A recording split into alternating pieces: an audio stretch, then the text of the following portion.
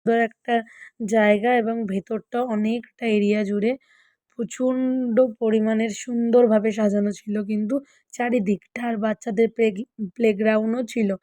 আর হ্যাঁ, তোমরা আমার গলার আওয়াজটাকে একটু ইগনোর করো কারণ আমি প্রচুর মজা করেছি এবং তার জন্য আমার গলাটা পুরোপুরি ভেঙে গিয়েছে। আর তারপর আমরা আস্তে, আস্তে চলে গিয়েছিলাম ওই বেকন বাংলোর দিকে।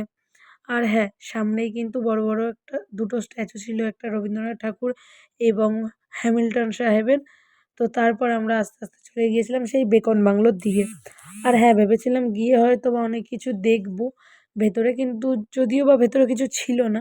নরমালি বাংলো বাড়িটাই ছিল। ভেতরের যে রুমগুলো সেগুলো পুরোপুরিই ফাঁকা ছিল। হ্যাঁ, কাঠের তৈরি একটা বাংলো বাড়ি এটাই সাজানো ছিল। আর তারপর সেই গার্ডেনের মধ্যে কিন্তু আমাদের যে ধামসা মাদল সেই স্ট্যাচুগুলোও ছিল তাদের সাথে। আর তারপরে সঙ্গে, সঙ্গে চলে গেছিলাম আমরা বোটে আর গিয়ে দেখলাম কিন্তু দুপুরের খাবার আয়োজন শুরু হয়ে গেছিল। মাছ ভাজা এবং চিংড়ি মাছের মালাইকারি কিন্তু রাঁধুনি দাদা আ তৈরি করা শুরু করে দিয়েছিল। আর তারপরে যাই হোক গিয়ে আবারও একটু বোটে বসে আমরা সবাই মিলে কিন্তু খুব মজা করছিলাম বোটের মধ্যে। আমরা একদম গান বাজনা করে মানে যারা, যারা ছিল তারাও কিন্তু আমাদের দিকে তাকিয়ে ছিল যে আমরা কত মজা করছিলাম।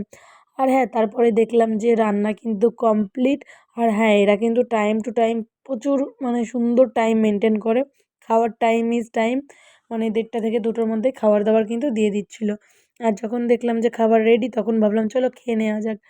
আর হ্যাঁ, নিয়ে ভাত চলে এসেছিলো এবং মানে খাবার নিয়ে চলে এসেছিলো আর খেতে বসেও পড়েছি। আর ১ম দিন ছিল ডাল, আলু ভাজা। তা ভাবলাম যে একটু লেবু দিয়ে ডাল, আলু ভাজাটাকে খাই।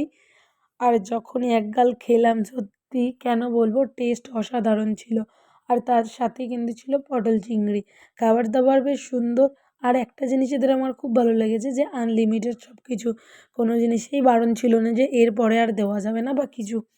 যাই হোক আ আস্তে, আস্তে খাওয়া শুরু করলাম। আর যেহেতু আমি অনেক লেট করি তার জন্য সবকিছুই তাড়াতাড়ি দিয়ে দিচ্ছিল। তারপর ছিল কিন্তু কাতলা মাছের কালিয়া এবং হচ্ছে চিংড়ি মাছের মালাইকারি। আর হ্যাঁ, ওরাও কিন্তু বুঝে গিয়েছিল যে আমরা প্রচণ্ড পরিমাণের মজা ওদের সাথে করছিলাম।